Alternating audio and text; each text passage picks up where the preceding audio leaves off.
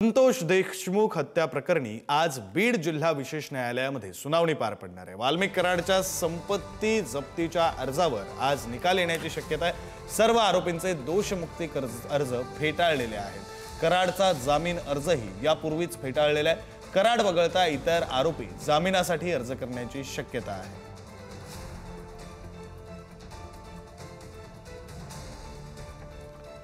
या संदर्भातले अधिकचे तपशील देतात आपले प्रतिनिधी उदय नागरगोजे। उदय,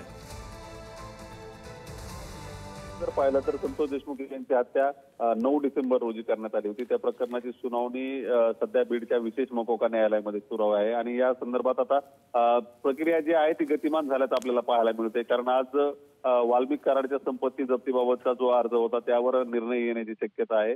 यापूर्वी दोषमुक्तीचा अर्ज जे आहे ते फेटाळले आहेत न्यायालयाने, परंतु आता संपत्ती जप्तीसह इतर जे अर्ज प्रलंबित आहेत त्यावर निर्णय येण्याची शक्यता आहे। आजच्या या सुनावणीकडे आता पुन्हा एकदा सगळ्यांचं लक्ष लागलंय, कारण गेल्या काही दिवसापासून या प्रकरणातील जी गती सुरू आहे सुनावणीची ती वाढली आहे। त्यामुळे आज निर्णय होऊ शकतो आणि चार्ज देखील फ्रेम होऊ शकतो। यामुळे या सुनावणीकडे सगळ्यांचं लक्ष लागलंय। विक्रांत, बरं, धन्यवाद उदय या सगळ्या सविस्तर माहितीसाठी। सुनावणीकडे तुमचंही लक्ष असू द्या, वेळोवेळी अपडेट घेत राहू।